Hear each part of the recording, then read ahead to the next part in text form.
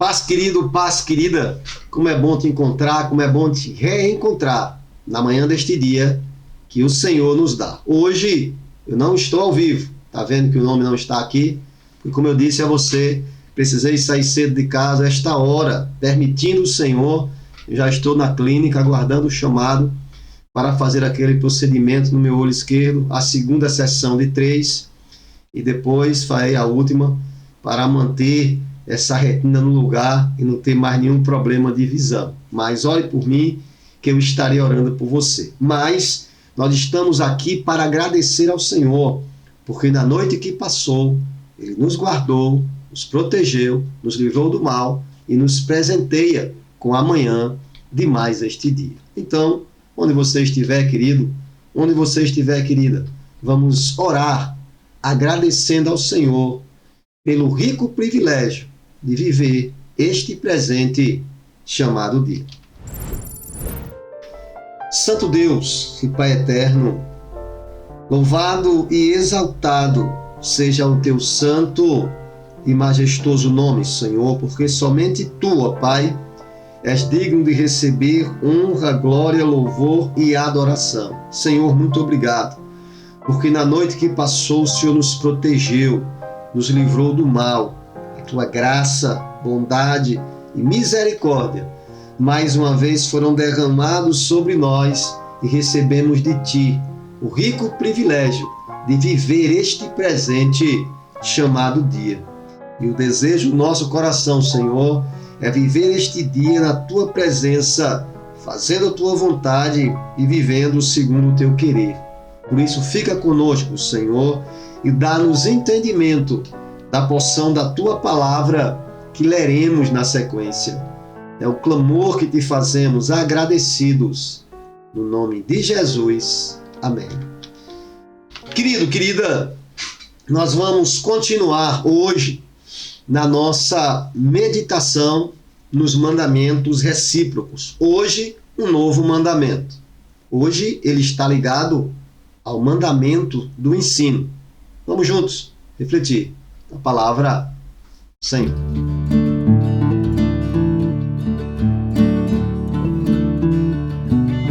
Querido, querida, leia comigo a palavra de Deus, carta de Paulo aos Colossenses, capítulo 3, verso 16, diz assim: a palavra de Cristo habite em vós abundantemente, em toda a sabedoria, ensinando-vos e admoestando-vos uns aos outros com salmos, hinos e cânticos espirituais, cantando ao Senhor com graça em vosso coração. Vamos refletir no mandamento recíproco do crescer juntos. Querido, querida, enquanto Paulo exortava a igreja de Colosso, falava com cada pessoa naquela igreja que, diferente de muitas outras que existiam ali na Ásia, não foi fundada por ele. Essa igreja de Colosso, ela não é fruto do trabalho missionário de Paulo, mas foi o irmão Epáfras quem evangelizou aquela cidade, e ali nasceu a igreja que depois contou com o suporte espiritual e também o suporte presencial do apóstolo Paulo. Então, lá no capítulo 1, no verso 7 da carta de Paulo aos Colossenses, nós podemos conferir que foi o irmão Epáfras quem deu início àquele trabalho. Diz Paulo, Colossenses 1,7, como aprendestes de Epáfras, nosso amado conservo, que para vós é um fiel ministro de Cristo. Então, eu quero já te convidar para, quando terminar aqui esse momento, você já lê o capítulo 3 de Colossenses e você vai entender melhor aquilo que eu vou falar. Veja, neste capítulo 3, o apóstolo Paulo, ele está tratando de temas como santidade e amor fraternal, amor entre os irmãos na igreja. E ele está alertando aos irmãos ali na igreja que o cristão ele deve ocupar tanto a sua mente, ou seja, o seu pensar, quanto a devotar as suas energias, ou seja, o seu buscar nas coisas do alto, nas coisas do Senhor, nas coisas que são eternas, aquelas que estão lá, onde Deus está, é o que você vai ver nos versos 1 e 2 desse capítulo. Agora, quando Paulo ele diz para que cada um faça tudo o que fizer em nome de Jesus, está lá no verso 17, que é o que vamos refletir junto com 16, Paulo está exortando-nos não apenas a que invoquemos o nome de Cristo.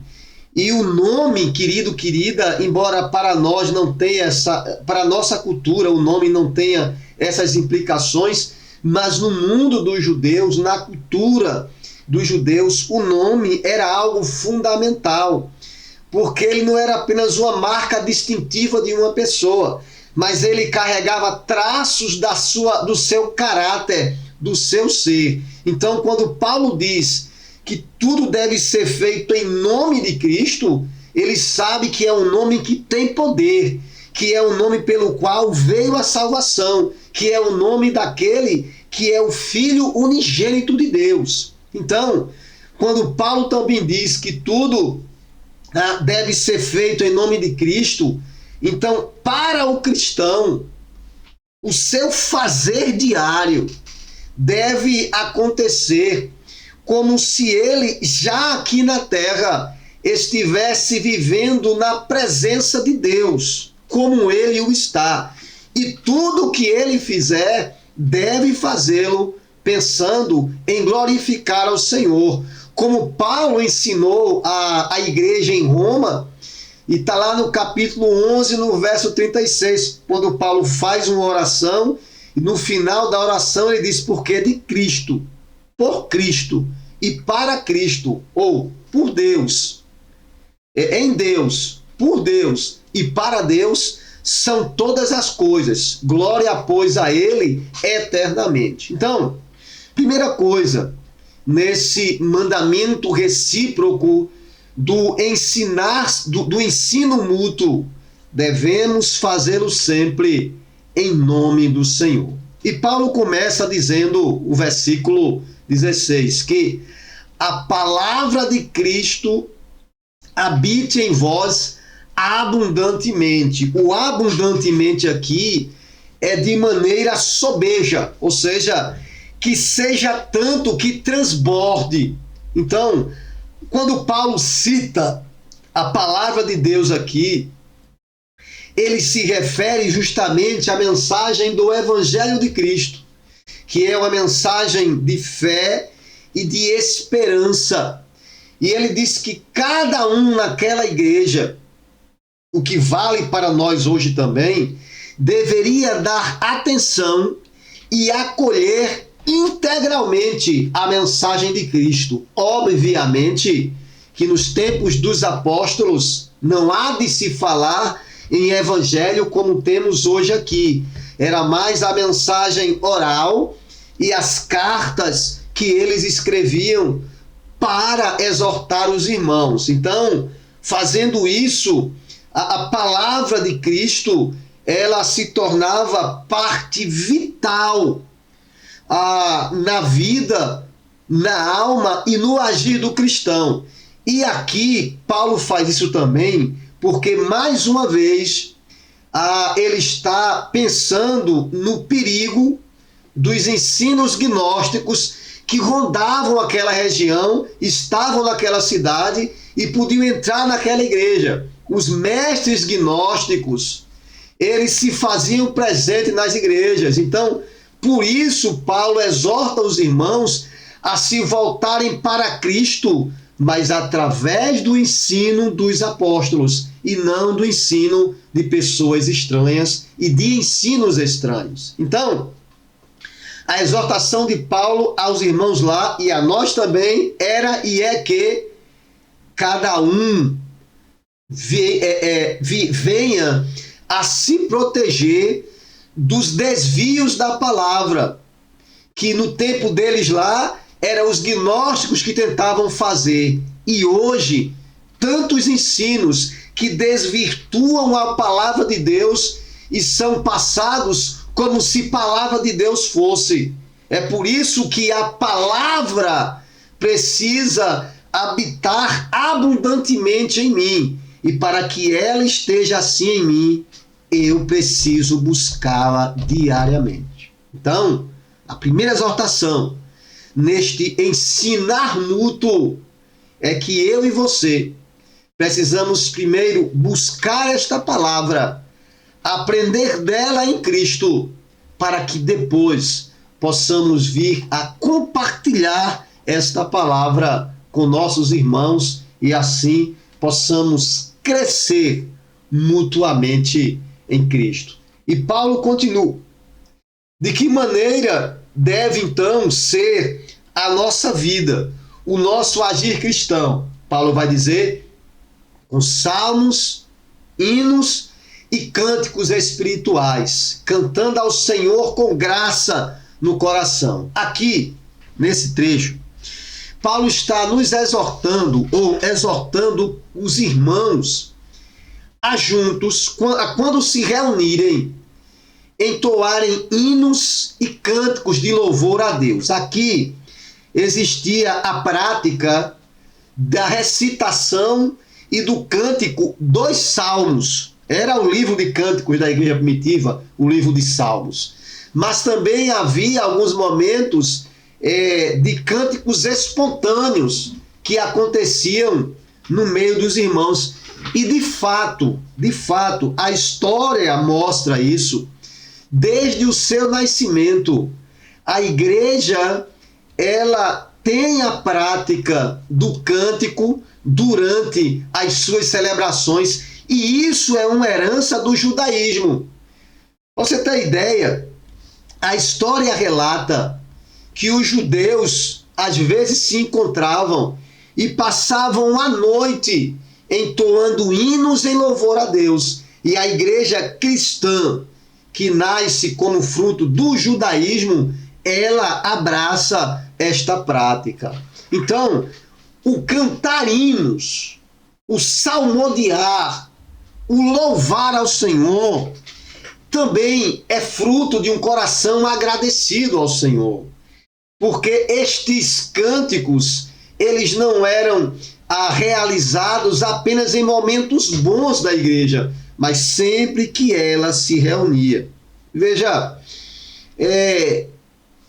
os registros mais antigos da história da igreja cristã, de fato dão conta disso, que os irmãos entoavam cânticos espirituais. Houve um filósofo, um historiador, chamado Plínio, não é? Que ele vai dizer, aliás, Plínio, ele era governador romano, eu acho que na Bitínia, e ele escreve para Trajano, que era o imperador de Roma, naqueles dias ali, do primeiro século, e ele escreve para o imperador romano, aspas, sobre os cristãos: eles se reúnem ao amanhecer para cantar hino a Cristo como Deus. Esse é o relato, não da igreja, mas de alguém de fora, que a igreja se reunia para louvar ao Senhor. Então, esta era a maneira daqueles irmãos demonstrarem sua gratidão ao Senhor. Fosse tempo bom ou ruim, eles se reuniam para entoar louvores ao nome do Senhor. Como fez Jó: Deus deu, Deus tirou. Louvado seja o nome do Senhor. E juntos louvavam ao Senhor. Então, meus irmãos, nesta empreitada da busca pelo ensinamento mútuo, Paulo vai então estabelecer o maior de todos os fundamentos do fazer cristão. E está lá no verso 17, e eu quero ler para você. Colossenses 3,17, Paulo diz: e quando fizerdes por palavras ou por obras, fazei tudo em nome do Senhor Jesus, dando por ele graças a Deus Pai. Então, o fundamento do fazer cristão é fazer tudo em nome de Cristo, o Senhor. E por que isso é importante? Veja, eu não sei se você sabe, mas o termo cristão, ele só aparece 3 vezes na Bíblia, obviamente no Novo Testamento. O primeiro deles, em Atos 11:26, é a primeira vez, e foi em Antioquia, que os discípulos foram chamados de cristãos. Está em Atos 11:26. Depois, no capítulo 26, no verso 28, e depois só lá em 1 Pedro 4,16. São as 3 únicas vezes em que os irmãos são chamados de cristãos. Agora, eu e você, como cristãos, precisamos ter em mente o significado deste nome e a quem nós representamos neste mundo. Cristão é o diminutivo, não é aumentativo. Cristão é o diminutivo de Cristo. Então, como representantes de Cristo neste mundo, eu e você temos uma grande responsabilidade de zelar, de cuidar por este nome. E temos também a responsabilidade de cuidar do nosso irmão, de ensinar uns aos outros, de ensinar um ao outro a maneira pela qual devemos e podemos zelar por este nome. Que Deus te abençoe, querido. Que Deus te abençoe, querida. E que eu e você estejamos diariamente zelando pelo nome de Cristo, nosso Senhor e o nosso Salvador.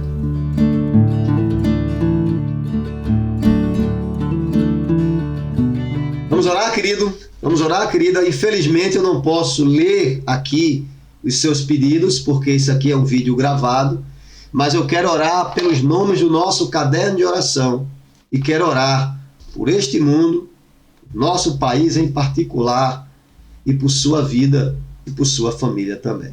Onde você estiver, querido, querida, eu te convido. Vamos juntos entrar na presença do Senhor e a Ele orar mais uma vez. Desta feita, a oração intercessória. Vamos orar uns em favor dos outros. Santo Deus e Pai eterno, louvado e exaltado seja o teu santo e majestoso nome, Senhor. Pois toda honra, glória, louvor e adoração somente a ti, Senhor, pertencem. Pai, muito obrigado por tua palavra, que nos exorta que juntos precisamos nos ensinar a aprender a viver conforme o teu querer, nos ensinar a ser agradecidos a ti por tudo. Por isso, em nome de Jesus, aumenta-nos a fé e dá-nos entendimento da tua palavra para que possamos compartilhá-la com outras pessoas. Também, Senhor, queremos clamar: tem misericórdia deste mundo. Vai lá nos locais onde as guerras estão acontecendo, Senhor, e que haja paz. Que as pessoas parem de sofrer por causa das guerras, parem de morrer por guerras que não querem lutar. Tem misericórdia dessas pessoas e retira do lugar aqueles que são empecilhos para que se encontre a paz e que haja paz nessas nações. Também queremos clamar: toma a tua igreja nas tuas mãos, na pessoa dos missionários e missionárias, cuida deles e delas onde estiverem, protege-os, livra-os do mal, dá-lhe sabedoria, entendimento e oportunidade para falar de Cristo, o príncipe da paz a este mundo. Tem misericórdia dos que lideram o Brasil, que essas mulheres e esses homens sejam cuidados, guardados e protegidos por Ti, e que tenham sabedoria para fazer o melhor para este país. Abençoa as políticas públicas e não permite, Senhor, que ninguém venha sofrer mais do que o necessário. Tem misericórdia da família brasileira. Aqui tem lar, abençoa este lar. Aqui não tem, que venha a ter em nome de Jesus, Senhor. Também, Pai, queremos clamar. Tem misericórdia de cada nome deste caderno, os idosos, as crianças, os que fizeram cirurgias, os que estão enlutados, os que estão angustiados. Senhor, visita nesse momento nossos irmãos e irmãs que estão enfrentando depressão, ansiedade, crise de pânico, e cura, Pai, pelo Teu poder e em nome de Jesus. Sê com os que se recuperam de cirurgias, os que vão fazer cirurgias, e toma, Senhor, cada um em Tuas mãos. Mas também, Pai, sê com este querido, com esta querida, que conosco compartilha desta oração, cuida dele, dela, da sua família. Acampa os Teus anjos em redor desta vida e nos dá, Senhor, um dia de paz. É o clamor que Te fazemos agradecidos, no nome de Jesus. Amém. Querido, querida, é sempre muito bom estar com você. Não esqueça de deixar aí o seu joinha, caso tenha sido abençoador. E se o nosso Deus permitir, amanhã, às 6h03 da manhã, estaremos juntos mais uma vez para continuar nesta reflexão acerca do mandamento mútuo do ensino. Mas até lá, o desejo do meu coração é que você e toda a sua família tenham um dia de paz na presença de Jesus. Um abraço, querido, um abraço, querida, e até amanhã, se o nosso Deus assim nos permitir.